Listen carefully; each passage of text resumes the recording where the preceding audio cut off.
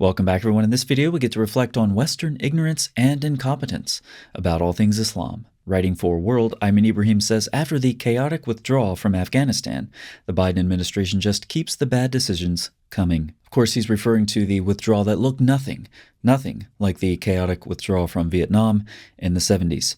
Nothing whatsoever.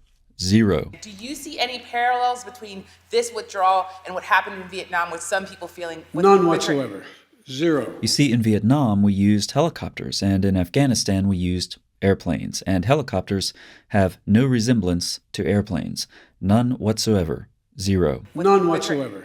Zero. I should also mention another difference between Vietnam and Afghanistan, namely that the Biden administration used terrorists to help with airport security, and somehow a couple of bombs evaded the Taliban's strict security checks and killed 95 Afghans and 13 U.S. soldiers. Lesson for the Biden administration: you can't trust the Taliban for security, no matter how good their advertisements are. Wait right there, don't change this video. Nobody likes paid ads, but you need this one. What do you think of when you hear Taliban? Terrorism? Suicide bombers, AK-47s, full-grown men marrying little girls, taking women out of schools and stuffing them into sacks? Then you need to change the way that you think about the Taliban. From now on, when you think Taliban, think safety, satisfaction, security. In fact, the word Taliban means security. No, it doesn't. They're just stupid Americans. They won't know. Yes, the Taliban has been entrusted with security even by President Joseph Robin Hood Biden since 2021, when he left the security of the Kabul airport into capable Taliban hands. A couple of bombs later, and President Biden has no regrets, and neither will you. Cameras, lights, alarms, forget it. You don't need them. Throw all of that troublesome technology away for one simple sign, letting everyone know your home security is provided by one low-maintenance, highly trained personal security guard certified by the Taliban. We mentioned it before. Now let's hear it again, right from the donkey's mouth. I tell you what, I don't know about you, but I'm going to go to bed. I couldn't have said it better myself, and you'll go to bed too and sleep soundly with the Taliban. Call 1-666-TALIBAN means security and tell them Muhammad sent you. Again, call 1-666-TALIBAN means security and use discount code Trust Us with your daughters to get 3, that's right, 3 free babysitting sessions included with your first month's contract. Stop waiting and call now. After all, if you can't trust the Taliban, who can you trust? Anyway, after the chaotic withdrawal from Afghanistan, the idiotic Biden administration just keeps the stupid decisions coming.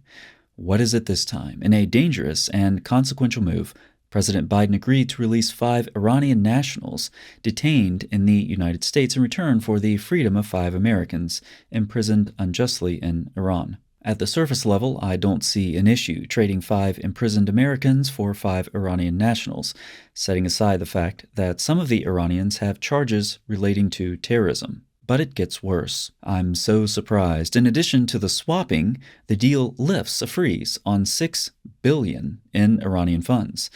Now, some of you might be having flashbacks to your high school days working with those unbalanced chemical equations. 5 imprisoned Americans traded for 5 Iranian nationals plus $6 billion. And what better day to break the news than 9/11? Further, our idiot Secretary of State Anthony Blinken said Iran will then be permitted to use the funds to buy food, medicine, or other humanitarian items. That's right, Blinken put the Iranian regime and humanitarian in the same sentence, but that's been the narrative of the White House all along, only for humanitarian items.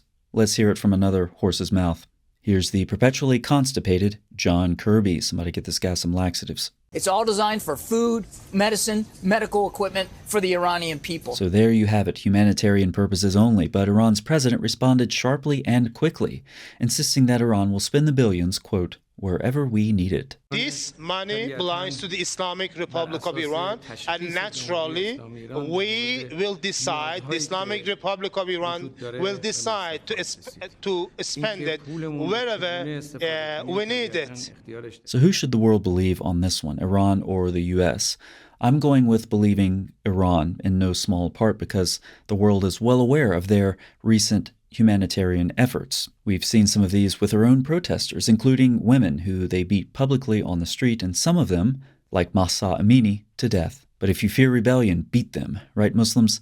That's the word of Allah and his messenger. Ibrahim continues, undoubtedly hostage negotiations are complicated, and understandably, some compromise is always expected. But this is a horrible deal. And it's a deal that, like the chaotic withdrawal from Afghanistan, will likely cost many lives, especially since the first and foremost desire of the Iranian regime is to be a nuclear power, and history will record that Biden, like Obama before him, was responsible for easing the situation for the regime by granting it billions of dollars, thus paving the road for its aggressive aspirations. Ibrahim also points us to the Shiite doctrine of taqiyya. In Sunni Islam, this is also known as dawah. With this, Muslims can lie to accomplish major religious and political goals. Now, with less ignorant leaders, maybe this would be a factor, but the U.S. is currently so stupid that Iran doesn't need to lie. The Iranian line has been crippled by sanctions, but Biden thought it time to give the dictators a reviving support. In recent American history, there are probably very few decisions worse than that.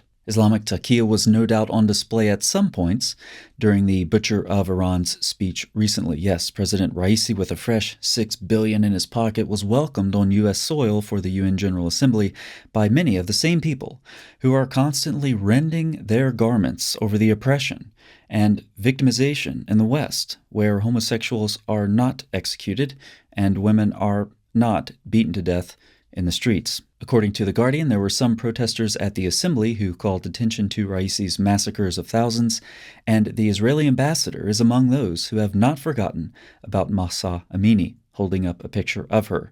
It's hard to imagine something the pig president of Iran hates more than a Jew holding up a picture of a woman. Is there anything productive to reflect on as we see incomprehensible levels of evil and stupidity on the national and international stage? From the Christian perspective, I'm reminded of Isaiah, Daniel, and John, among others, who draw our attention to the supernatural side of empires. They often portray wicked nations as monsters, like dragons, in opposition to God. And they would argue, and I agree, there's more to all of this than meets the eye. Nations, their rulers, and these are just local manifestations of a cosmic battle. Looking across the U.S., the West, and the world, it's clear today that many are on the side of the dragon. But however supernatural evil manifests itself in this life, the Bible says the dragon will be slayed. From presidents to peasants, we're all held accountable for which side of the battle that we choose. Thanks so much for watching. I'll see you next time.